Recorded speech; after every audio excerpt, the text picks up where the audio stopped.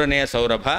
ಮೊದಲನೇ ಸೌರಭ ಗುಣಸೌರಭ ಆಯಿತು, ಎರಡನೇದು ಶುದ್ಧಿ ಸೌರಭ ಆಯಿತು. ಈಗ ಭೇದ ಸೌರಭ ಎಂಬತಕ್ಕಂಥದ್ದನ್ನು ಪ್ರಾರಂಭ ಮಾಡ್ತಾ ಇದ್ದಾರೆ.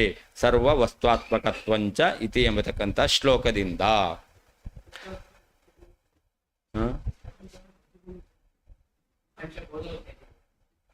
ಪ್ರಪಂಚದಲ್ಲಿ ಎಲ್ಲ ಸೇರ್ತು.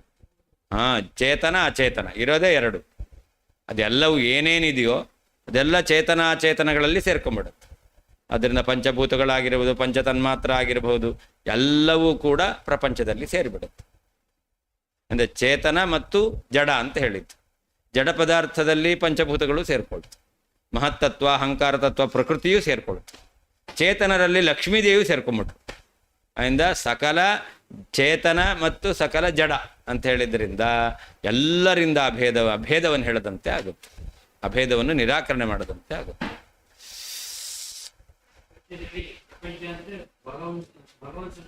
ಉಳಿದಿದ್ದೆಲ್ಲ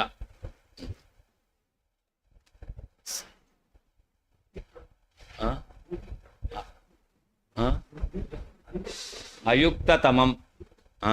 ಅಯುಕ್ತ, ಅಯುಕ್ತತರ, ಅಯುಕ್ತತಮ. ಬ್ಯಾಡ್, ವರ್ಸ್, ವರ್ಸ್ಟ್.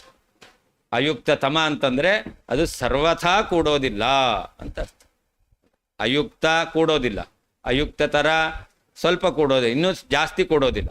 ಅಯುಕ್ತತಮ ಅಂದರೆ ಸರ್ವಥಾ ಕೂಡೋದೇ ಇಲ್ಲ. ಬೇಡ, ಅಯ್ಯೋ ಬೇಡವೇ ಬೇಡ, ಬೇಡವೇ ಬೇಡ. ಹಾಗೆ ಸತ್ಯಂ ಜ್ಞಾನಮನಂತಂ ಬ್ರಹ್ಮ ಇತಿ ಶ್ರುತೌ ವಿದ್ಯಮಾನಂ ಅನಂತತ್ವಂ ಸರ್ವವಸ್ತ್ವಾತ್ಮಕತ್ವಂ ಇತಿ ಯದುಚ್ಯತೆ ತದಿತಿ ಸಂಬಂಧ ಅಂತ. ಯತ್ ಅಂತಿದೆ. ಯತ್ ಅಂದರೆ ಯಾವುದು ಅಂತಂದರೆ, ಯಾವ ಸರ್ವವಸ್ತ್ವಾತ್ಮಕತ್ವವನ್ನು ಅನಂತತ್ವ ಎಂಬುದಾಗಿ ಇತರ ಮತದವರು ಹೇಳ್ತಾರೆ.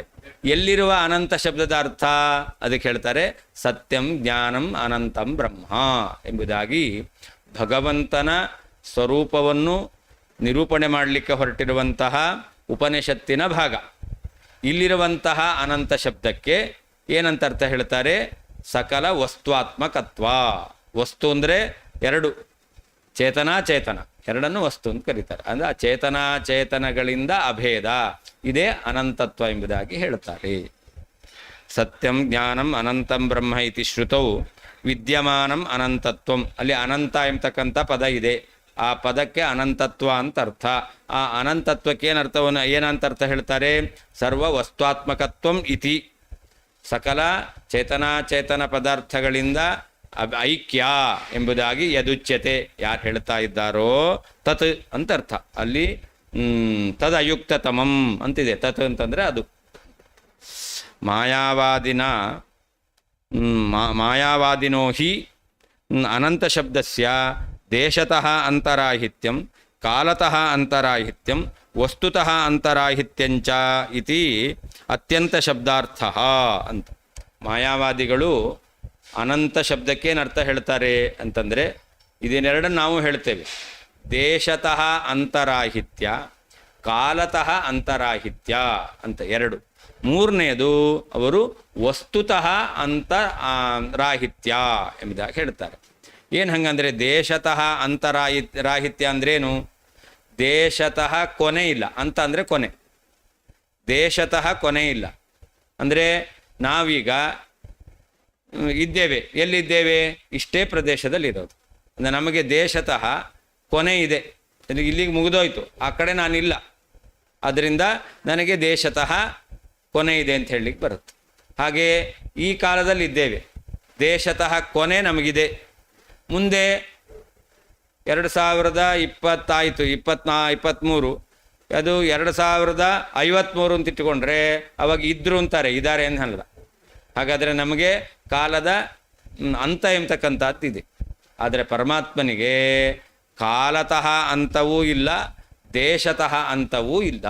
ಇದು ವ್ಯಾಪ್ತಿ ಮತ್ತು ನಿತ್ಯತ್ವ. ದೇಶತಃ ಅಂತರಾಹಿತ್ಯ ಅಂತಂದರೆ ಪರಮಾತ್ಮ ಸರ್ವತ್ರ ವ್ಯಾಪ್ತನಾಗಿದ್ದಾನೆ ಅಂತ ಅರ್ಥ.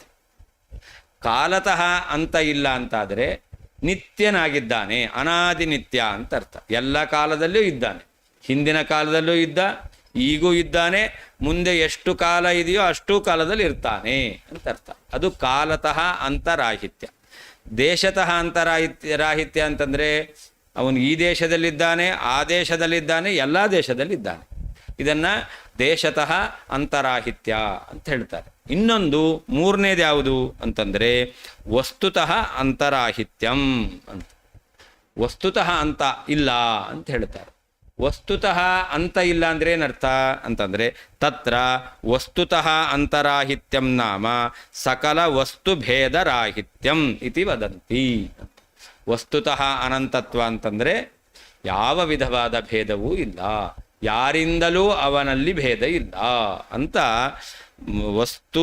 ವಸ್ತುತಃ ಅಂತರಾಹಿತ್ಯಂ ನಾಮ ಸಕಲ ವಸ್ತು ಭೇದರಾಹಿತ್ಯಂ, ಸಕಲ ವಸ್ತುಗಳಿಂದ ಭೇದ ಇಲ್ಲದೇ ಇರುವಿಕೆ, ಇದನ್ನೇ ವಸ್ತುತಃ ಅನಂತತ್ವ ಎಂಬುದಾಗಿ ಅವರು ಹೇಳ್ತಾರೆ. ತದ್ ಅಯುಕ್ತತಮಮಿತಿ ಭಾವ. ಅದು ಸರ್ವಥಾ ಸರಿಯಾದದ್ದಲ್ಲ, ಒಪ್ಪಲಿಕ್ಕೆ ಬರೋದಿಲ್ಲ ಅನ್ನೋದನ್ನ ವಾದಿರಾಜರು ತಿಳಿಸಿದ್ದಾರೆ. ಸಮಸ್ತ ವಸ್ತು ರೂಪತ್ವಂ ನ ತಾವತ್ ಸ್ವಸ್ಯ ಶೋಭತೆ ಜಡಾನೃತ ವಿರೋಧಿತ್ವಂ ಯದ್ಬ್ರಹ್ಮಣಿ ಜಗೌ ಸ್ವಯಂ. ಅವರ ಮತ ಪ್ರಕಾರವೇ ಅನಂತತ್ವ ಅಂತಂದರೆ ಸಕಲ ವಸ್ತುತ್ಮಕತ್ವ ಎಂಬುದಾಗಿ ಅರ್ಥ ಹೇಳಲಿಕ್ಕೆ ಬರಲ್ಲ. ಯುಕ್ತಾಯುಕ್ತ ವಿಚಾರಣೆ ಅಂತ ಹೇಳಿದ್ರು. ಅವರ ಸಿದ್ಧಾಂತದ ಪ್ರಕಾರವೂ ಪರಮಾತ್ಮನಿಗೆ ಸಕಲ ವಸ್ತುಗಳಿಂದ ಅಭೇದವನ್ನು ಹೇಳಲಿಕ್ಕೆ ಬರುತ್ತಾ? ಇಲ್ಲ. ಅವರ ಸಿದ್ಧಾಂತ ಪ್ರಕಾರವೇ ವಿರೋಧ ಬರುತ್ತೆ ಅಂತ. ಯಾಕೆ ಅದನ್ನೇ ಹೇಳ್ತಾ ಇದ್ದಾರೆ. ಸಮಸ್ತ ವಸ್ತು ರೂಪತ್ವಂ ಸ್ವಸ್ಯ ನ ಶೋಭತೆ. ನಿಮ್ಮ ಸಿದ್ಧಾಂತಕ್ಕೇನೆ ಪರಮಾತ್ಮನು ಸಕಲ ಪದಾರ್ಥಗಳಿಂದ ಅಭಿನ್ನನಾಗಿದ್ದಾನೆ ಎಂಬತಕ್ಕಂಥದ್ದು ಅದು ಶೋಭೆ ತಂದು ಕೊಡೋದಿಲ್ಲ, ಅದು ಯುಕ್ತವಾಗೋದಿಲ್ಲ. ಯಾಕೆ ಅಂತಂದರೆ ಬ್ರಹ್ಮನ ಸ್ವರೂಪ ಏನು? ಅವ್ರು ಹೇಳಿದ್ದಾರೆ ಅನೃತ ಜಡ ವಿರೋಧಿತ್ವಂ ಅಂತ. ಬ್ರಹ್ಮನ ಸ್ವರೂಪ ಎಂಥದ್ದು ಅಂತಂದರೆ ಭಗವಂತ ಅನೃತ ವಿರೋಧಿಯಾಗಿದ್ದಾನೆ, ಜಡ ವಿರೋಧಿಯಾಗಿದ್ದಾನೆ ಅಂತ. ಪರಮಾತ್ಮನಲ್ಲಿ ಅನೃತತ್ವ ಇಲ್ಲ. ಭಗವಂತ ಅನೃತ ಅಲ್ಲ, ಭಗವಂತನಲ್ಲಿ ಅನೃತತ್ವ ಇಲ್ಲ. ಅವರು ಜಗತ್ತನ್ನು ಅನೃತ ಅಂತ ಕರೀತಾರೆ. ಅನೃತ ಅಂದರೆ ಮಿಥ್ಯಾ ಅಂತ ಅರ್ಥ. ಅನೃತತ್ವ ಅಂದರೆ ಮಿಥ್ಯಾತ್ವ ಅಂತ ಅರ್ಥ. ಜಗತ್ತು ಮಿಥ್ಯಾ, ಜಗತ್ತಿನಲ್ಲಿ ಮಿಥ್ಯಾತ್ವ ಇದೆ. ಆದರೆ ಪರಮಾತ್ಮನಲ್ಲಿ ಮಿಥ್ಯಾತ್ವ ಇಲ್ಲ, ಅನೃತತ್ವ ಇಲ್ಲ. ಪರಮಾತ್ಮ ಅನೃತನಲ್ಲ ಅಂತ ಹೇಳ್ತಾರೆ. ಹಾಗೆ ಈ ಪ್ರಪಂಚದಲ್ಲಿ ಜಡತ್ವ ಇದೆ, ಈ ಪ್ರಪಂಚ ಎಲ್ಲವೂ ಜಡವಾಗಿದೆ. ಭಗವಂತ ಜಡನಲ್ಲ, ಅವನು ಚೇತನ, ಅವನಲ್ಲಿ ಜಡತ್ವ ಇಲ್ಲ. ಹಾಗಾದರೆ ಭಗವಂತ ಅಂದರೆ ಯಾರು ಅಂತಂದರೆ ಅವನು ಅನೃತತ್ವ ರಹಿತನಾದವನು, ಜಡತ್ವ ರಹಿತನಾದವನು ಎಂಬುದಾಗಿ ಅವರೇ ಹೇಳಿದ್ದಾರೆ. ಒಂದು ವೇಳೆ ಸಕಲ ವಸ್ತುತ್ಮಕತ್ವವನ್ನು ಭಗವಂತನಿಗೆ ಹೇಳೋದು ಅಂತಾದರೆ ಆಗ ಅವರ ಸಿದ್ಧಾಂತದಿಂದ ವಿರೋಧ ಬರುತ್ತೆ. ಪರಮಾತ್ಮನ ಸ್ವರೂಪ ಅನೃತ ಜಡ ವಿರೋಧಿತ್ವ ಅಂತ ಹೇಳೋದು, ಪರಮಾತ್ಮನಿಗೆ ಸಕಲ ವಸ್ತು ಸ್ವರೂಪತ್ವವನ್ನು ಹೇಳೋದು.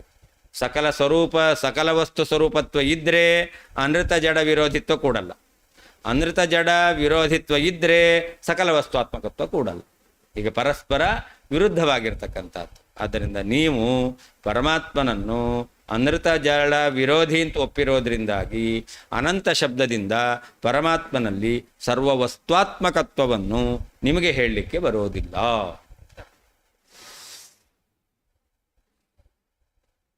ಸಮಸ್ತ ವಸ್ತುರೂಪತ್ವಂ, ಸಕಲ ವಸ್ತುತ್ಮಕತ್ವವು ತಾವತ್ ಮೊದಲನೇದಾಗಿ ಸ್ವಸ್ಯ ನಿಮಗೆ, ನಿಮ್ಮ ಸಿದ್ಧಾಂತಕ್ಕೆ ನ ಶೋಭತೆ ಶೋಭಿಸುವುದಿಲ್ಲ.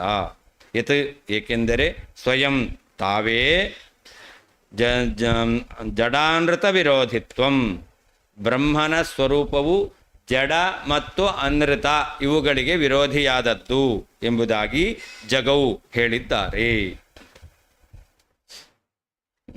ಸಮಸ್ತ ವಸ್ತುರೂಪತ್ವಂ, ಸಕಲ ವಸ್ತುತ್ಮಕತ್ವವು ತಾವತ್ ಮೊದಲನೇದಾಗಿ ಸ್ವಸ್ಯ ತಮ್ಮ ಸಿದ್ಧಾಂತಕ್ಕೆ ನ ಶೋಭತೆ ಬ್ರಹ್ಮನು ಸಕಲ ವಸ್ತುತ್ಮಕನಾಗಿದ್ದಾನೆಂಬುದಾಗಿ ತಮ್ಮ ಸಿದ್ಧಾಂತಕ್ಕೆ ಶೋಭೆ ತರುವಂತಹದ್ದಲ್ಲ.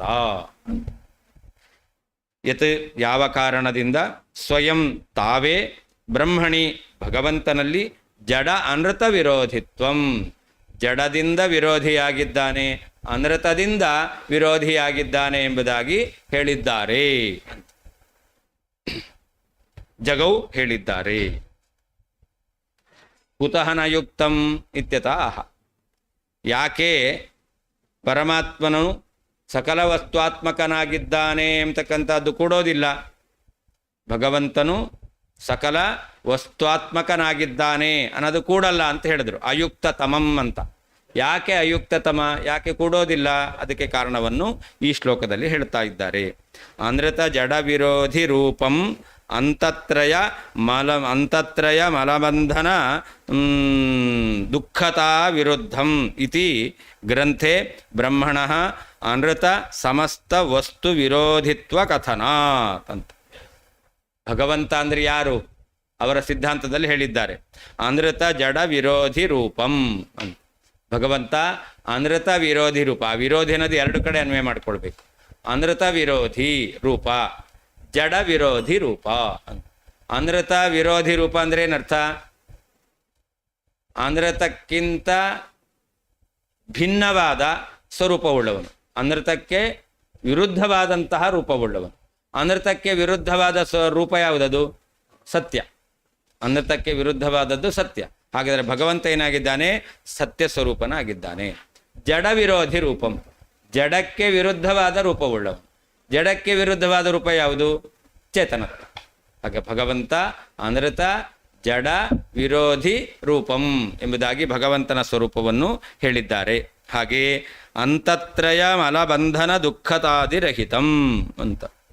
ಭಗವಂತನಲ್ಲಿ ಅಂತತ್ರಯ ಇಲ್ಲ, ಅಂತತ್ರಯ ಇಲ್ಲ, ಹಾಗೆ ಮಲ ಎಂಬತಕ್ಕಂಥದ್ದು ಇಲ್ಲ, ಬಂಧನ ಇಲ್ಲ, ದುಃಖ ಎಂಬತಕ್ಕಂಥದ್ದು ಇಲ್ಲ. ಭಗವಂತನಲ್ಲಿ ಅಂತತ್ರಯ ಇಲ್ಲ. ಅಂತತ್ರಯ ಅಂದರೆ ಏನದು ಅಂತಂದರೆ ಅವ್ರು ಹೇಳ್ತಕ್ಕಂಥ ದೇಶತಃ ಅಂತ ಇಲ್ಲ, ಕಾಲತಃ ಅಂತ ಇಲ್ಲ, ವಸ್ತುತಃ ಅಂತ ಇಲ್ಲ ಅಂತ ಅಂತತ್ರಯ ಅದು ರಹಿತ ಎಂಬುದಾಗಿ. ಅಂತತ್ರಯ ರಹಿತಂ. ಹಾಗೆ ಬಂಧನ ದುಃಖತಾ ವಿರುದ್ಧಂ ಅಂತ. ಪರಮಾತ್ಮನಲ್ಲಿ ದುಃಖ ಇಲ್ಲ, ಪರಮಾತ್ಮನಲ್ಲಿ ದೋಷ ಎಂಬತಕ್ಕಂಥದ್ದಿಲ್ಲ. ಹೀಗೆ ಭಗವಂತನನ್ನು ಶುದ್ಧ ಅಂತ ಹೇಳ್ತಾರೆ. ಭಗವಂತನನ್ನು ಶುದ್ಧ ಅಂತ ಹೇಳೋದ್ರಿಂದಾಗಿ ಭಗವಂತನಲ್ಲಿ ದೋಷ ಎಂಬತಕ್ಕಂಥದ್ದಿಲ್ಲ. ಭಗವಂತನು ದೋಷರಹಿತನಾಗಿದ್ದಾನೆ, ಭಗವಂತ ದುಃಖ ರಹಿತನಾಗಿದ್ದಾನೆ ಎಂಬುದಾಗಿ ಭಗವಂತನ ಸ್ವರೂಪವನ್ನು ಅವರು ಹೇಳಿದ್ದಾರೆ ಅಂತ.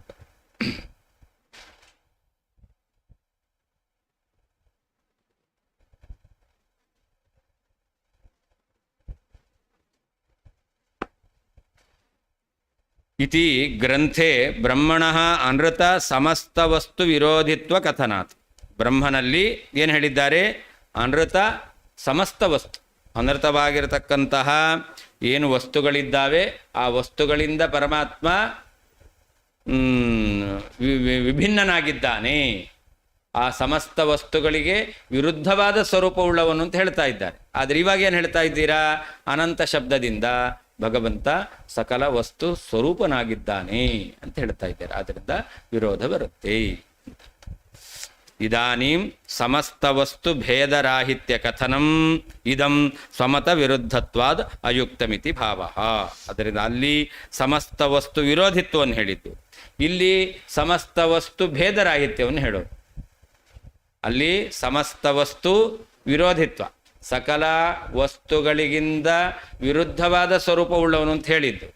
ಈಗ ಸಮಸ್ತ ವಸ್ತುಗಳಿಂದ ಭೇದ ಇಲ್ಲ ಅಂತ ಹೇಳೋದು, ಅಂದರೆ ಅಭೇದ ಇದೆ ಅಂತ ಹೇಳೋದು. ಹೀಗೆ ಸಮಸ್ತ ವಸ್ತುಗಳಿಂದ ಭೇದ ಇಲ್ಲ ಅಂತ ಈಗ ಹೇಳೋದು, ಅಲ್ಲಿ ಸಕಲ ವಸ್ತು ವಿರುದ್ಧವಾದ ಸ್ವರೂಪವುಳ್ಳವನು ಅಂತ ಹೇಳಿದ್ದು. ಅದರಿಂದಾಗಿ ವಿರೋಧ ಎಂಬತಕ್ಕಂಥದ್ದು ಬರ್ತಾ ಇದೆ.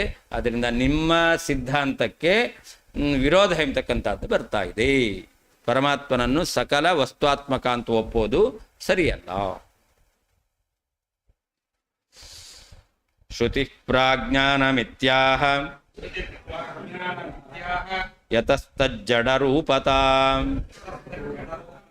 ನ ತಸ್ಯಾಶ್ಚ ಮತಾನಾಪಿ ಶಬ್ದಸ್ಯ ಹೃದಯಂಗಮ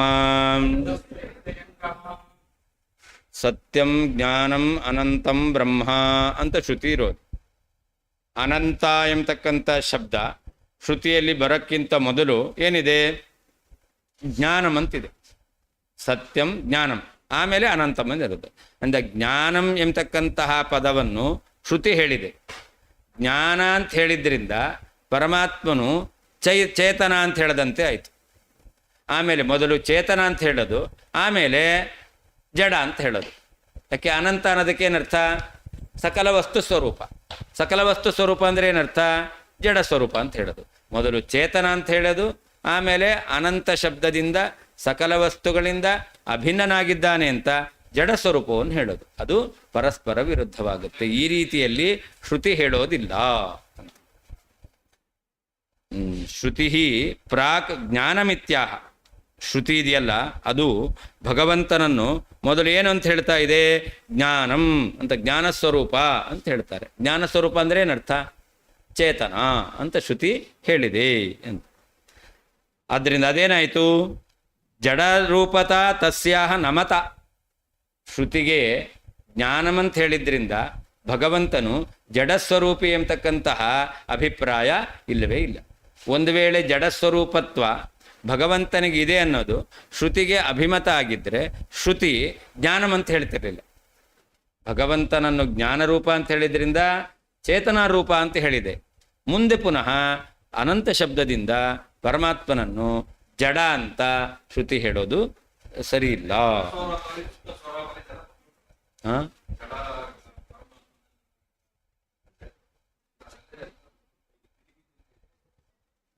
ಇವಾಗ ಭೇದ ಇದೆ ಅನ್ನೋದನ್ನ ಸಮರ್ಥನೆ ಮಾಡಲಿಕ್ಕೆ ಹೊರಟಿದ್ದಾರೆ. ಅವ್ರು ಹೇಳಿರ್ತಕ್ಕಂಥ ಈ ಏನು ಸತ್ಯಂ ಜ್ಞಾನಮನಂತಂ ಎಂಬತಕ್ಕಂತಹ ಈ ಶ್ರುತಿಯಲ್ಲಿ ಅನಂತ ಶಬ್ದದಿಂದ ಅಭೇದವು ಉಕ್ತವಾಗಿದೆ ಎಂಬತಕ್ಕಂಥ ವಿಷಯವನ್ನು ಹಿಂದೆ ನಿರೂಪಣೆ ಮಾಡಿಲ್ಲ. ಜೀವ ಪರಮಾತ್ಮರಿಗೆ ಜಡ ಪರಮಾತ್ಮನಿಗೆ ಭೇದ ಇದೆ ಅನ್ನೋ ವಿಷಯ ಅದು ಪ್ರಾಸಂಗಿಕವಾಗಿ ಬಂದಿತ್ತು. ಇವಾಗ ಮುಖ್ಯವಾಗಿ ಅದನ್ನೇ ಸಮರ್ಥನೆ ಮಾಡಲಿಕ್ಕೆ ಹೊರಟಿದ್ದಾರೆ. ಅವರು ಯಾವ ವಾಕ್ಯವನ್ನಿಟ್ಟುಕೊಂಡು ಯಾವ ಪ್ರಮಾಣಾನುಸಾರ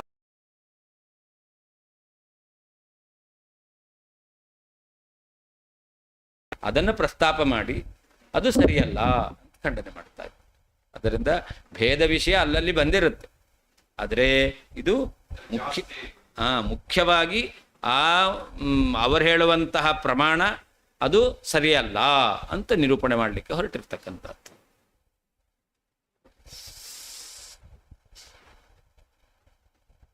ಶಬ್ದಸ್ಯ ಅನಂತ ಎಂಬತಕ್ಕಂಥ ಶಬ್ದಕ್ಕೆ ಹೃದಯಂಗಮ